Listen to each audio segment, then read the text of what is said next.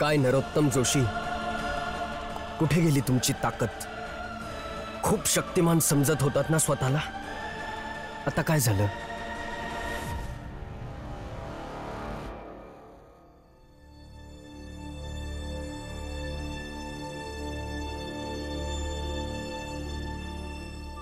दीपक, दीपक, दीपक तू ठीक आहेस?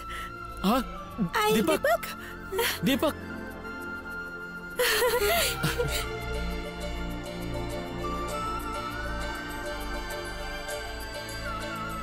लली अम्मा, तुम्ही बरे आहेत ना?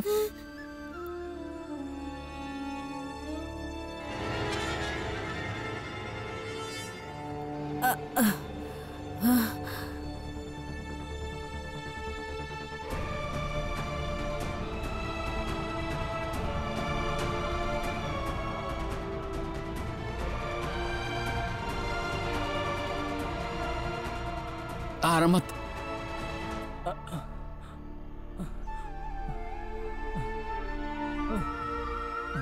तुम्ही तुम्ही तुम्ही समधी ठीक आहात ना? व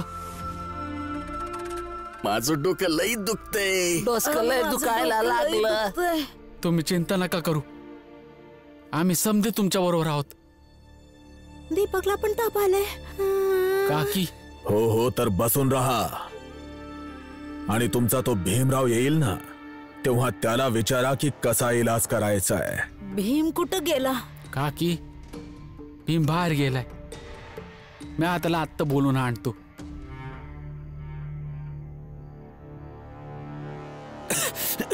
अजून समजलं नाही तुम्हाला? ही शक्ती माझ्या एकट्याची नाहीये. ही शक्ती आमच्या जातीच्या लोकांच्या सामूहिक आकांक्षाची आहे. असंच नाही सोडवू शकणार.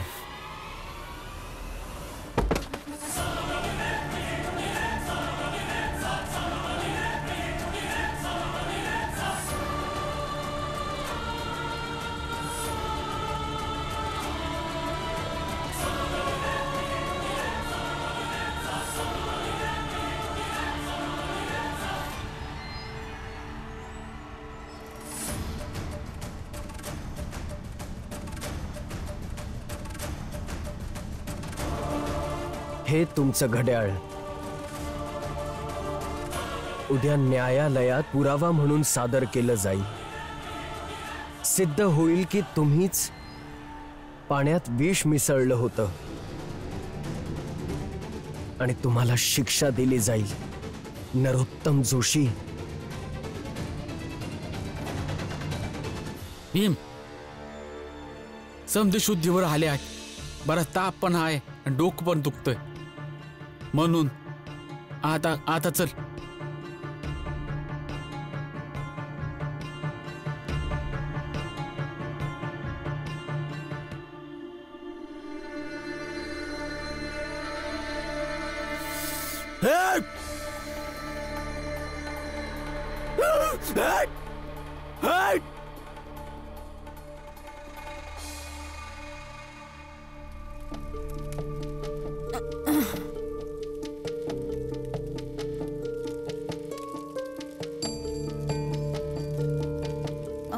कुठे गेला डब्बा?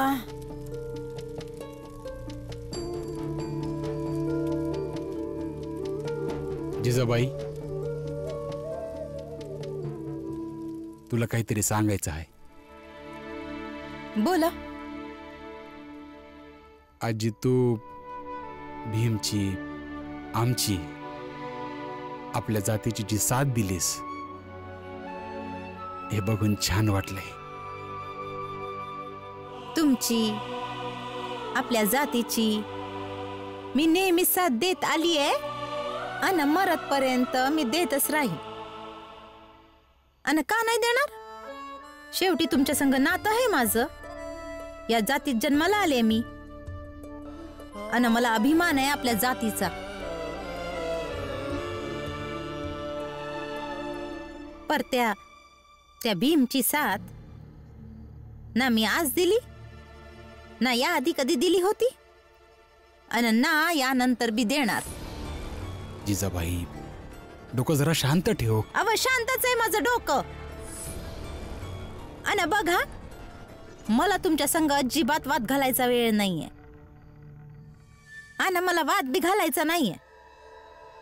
तुम्ही जा जा, मला माझं काम करू द्या. मला लई काम आहे. उशीर झाला तर समदे म्हणतील जिजाबाईनं उशीर केला.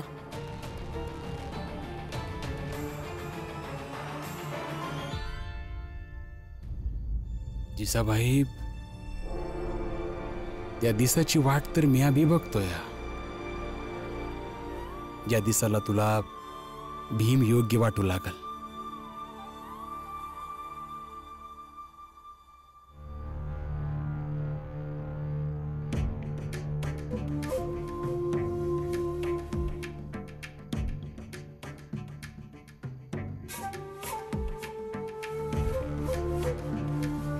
नरोत्तम, काळजी करायची गरज नाहीये. जे होईल ते होईल. नाही, जे होणार ते होणार असं नाही.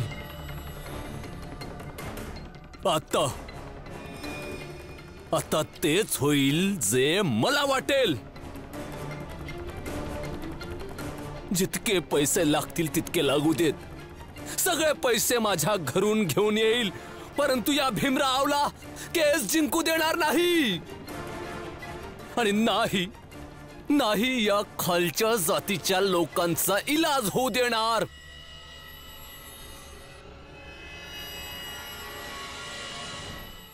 काळजी करू नकोस नरोत्तम, की भीमराव केस नाही जिंकणार.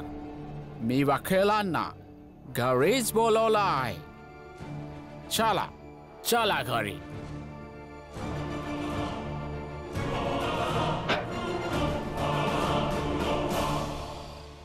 हितेश काका, घ्या घ्या.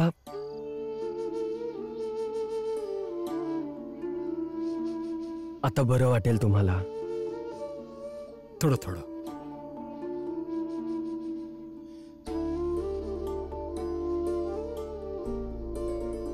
काकी,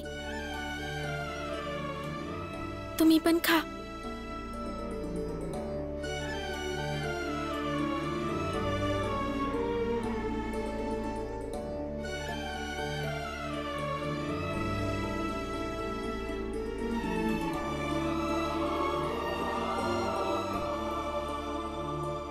रमा, मी आता घरी जातो. उद्याच्या केसची तयारी करावी लागेल. उद्याची केस कोणत्याही परिस्थितीत जिंकावी लागेल. मी येतो. थांबा, मला ठाव आहे तुम्हासनी घरला का जायचे. मी तुमचं समद सामान घेऊन आले आहे. थांबा.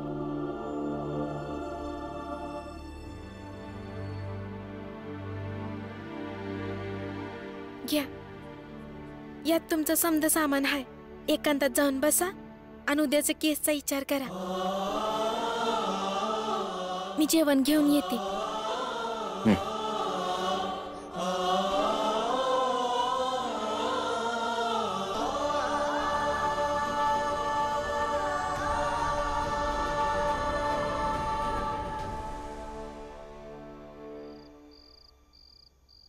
Come sit. वकील साहेब, तुम्ही सुद्धा लवकर या. जेवण लागलेलं आहे. Please sit down.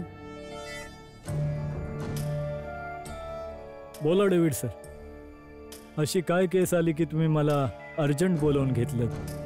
सांगतो, नक्की सांगतो, पण आधी जेवून घ्या. जेवता जेवता आपलं बोलणं पण होईल आणि तुम्हाला डिटेल मध्ये पण सांगतो. ठीक आहे.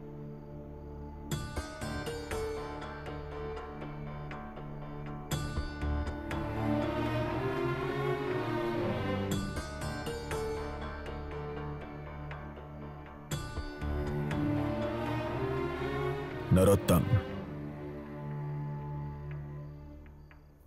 जेवून घे.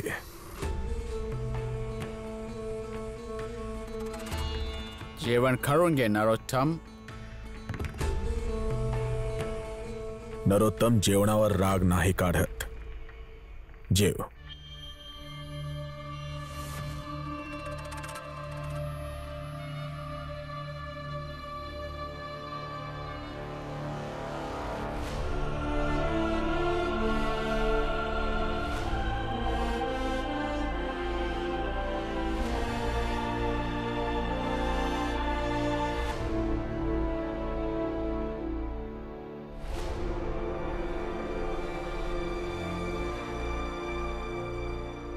तर असं सगळं आहे आणि हा भीमराव म्हणतो की उद्या तो त्याची केस स्वतःच लढणार. हिम्मतवाला मुलगा आहे, स्वतःच केस लढतो. वकील साहेब, मला माहिती आहे की त्याची हिम्मत का वाढली आहे. कसं आहे, प्रत्येक गोष्टीमध्ये आपल्या उच्च जातीच्या लोकांशी भांडत असतो. आता तर डेव्हिस सरांशी तो भांडतो, वाद घालतो. आणि सत्य हे आहे की बरेचदा तो आमच्या विरुद्ध जिंकतो सुद्धा, पण म्हणून त्याची हिम्मत वाढत आहे. नरोत्तम, हे विसरू नकोस की तो कायम तुक्क्यानेच जिंकतो.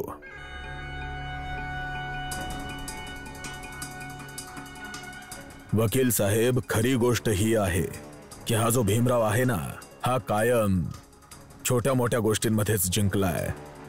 जसं की कचरा, पाणी, वीज, रस्ते वगैरे वगैरे. या सगळ्या बाबतींमध्ये तो कायम हंगामा करत राहिला किंवा रडारड करून आंदोलनाला बसला आणि जिंकला. पण जिथे मामला मोठ्या गोष्टींचा होता तो कधीच जिंकला नाही. मोठ्या साहेबांचा जेव्हा तो बाळाचा मामला होता तेव्हाही तो जिंकू शकला नाही. तुम्ही दोघं काळजी करू नका. हे बघा, हे सगळं आपल्याला घाबरवण्यासाठी केलं जातंय, पण आपण घाबरायचं नाही.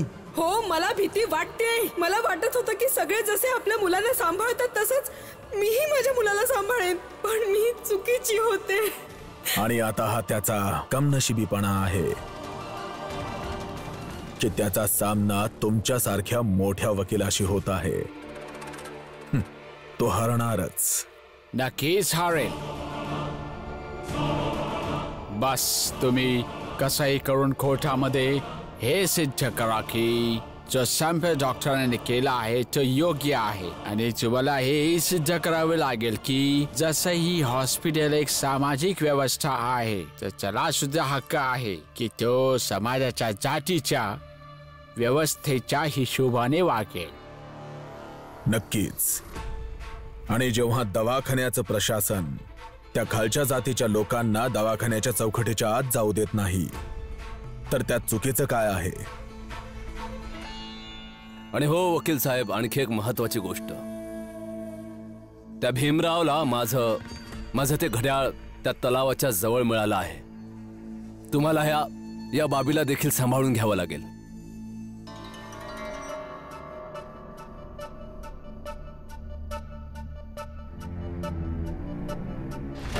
वकील साहेब, मी काहीतरी सांगतोय तुम्हाला.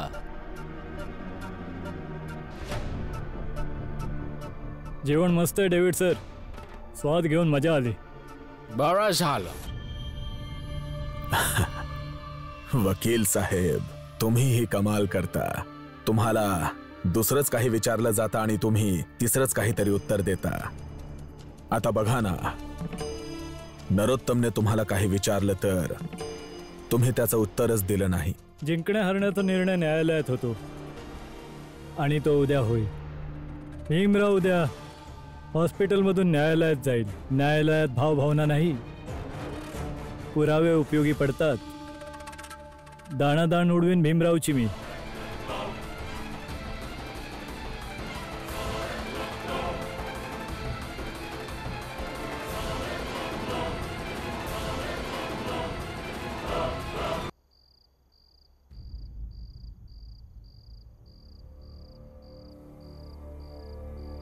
घ्या.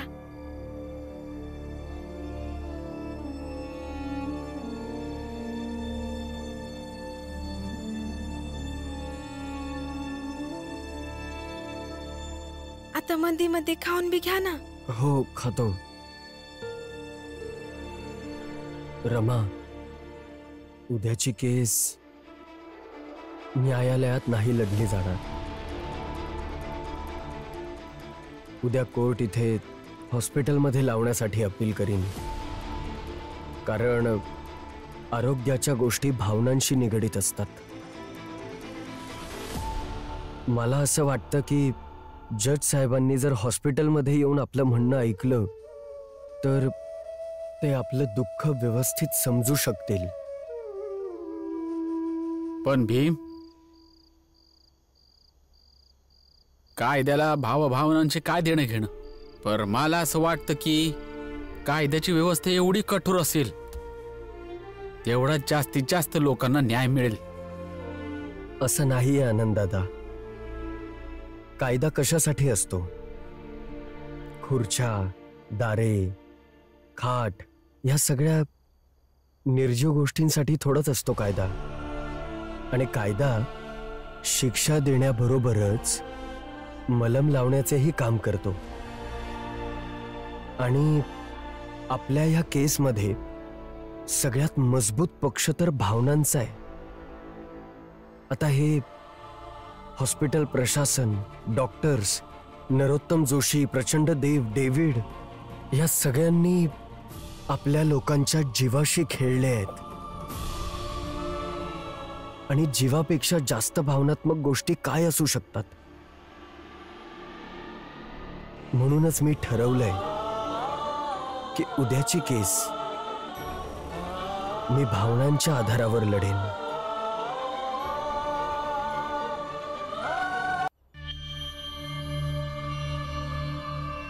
वकील साहेब, अकोट मी स्वतः तुम्हाला हाताने घालेन.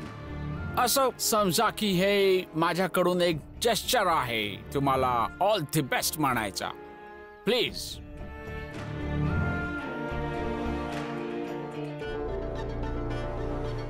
थँक्यू. वेलकम. मोठे साहेब, अरे मोठे साहेब, तुम्ही अजूनही इथेच आहात? कोर्टाच्या सुनावणीला अजून वेळ आहे, तर आधी जाऊन काय करायचं? आणि आधी तेच वकील जातात, त्यांना आपण केस हारू अशी भीती असते. चला निघूया. चला. जायचं? चला.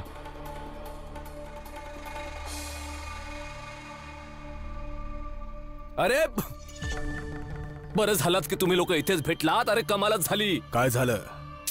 जज साहेबांचा निर्णय आलेला आहे की आता हॉस्पिटलमध्येच न्यायालय भरेल आणि तिथेच सुनावणी होईल. बोला. हॉस्पिटलमध्ये न्यायालय? हे कसं होऊ शकतं? पण जजने असा निर्णय का घेतला? मी सांगते.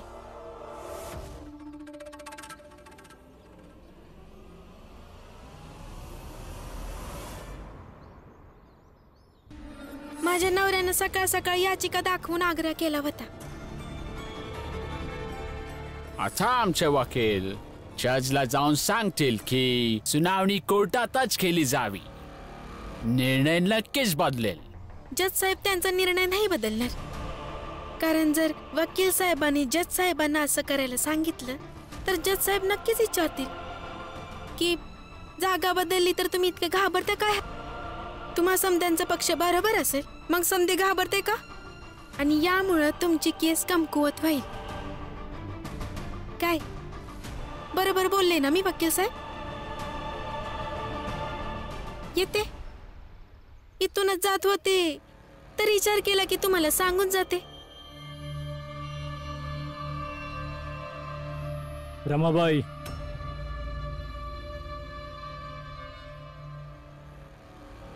हेच नाव आहे ना?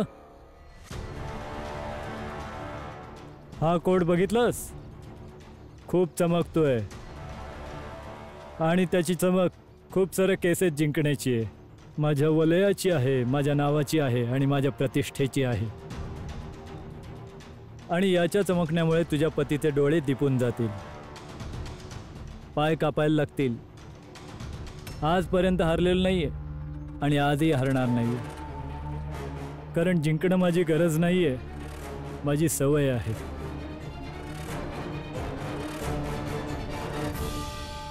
माझ्या नवऱ्याकडे बी एक कोट आहे आता त्यो तुमच्या कोटा इतका चमकणारा नाही, पण त्यानं लय संघर्ष बघितलाय. हारणं जिंकणं जवळून बघितलंय. माझा नवरा त्योच कोट घालून लढेल.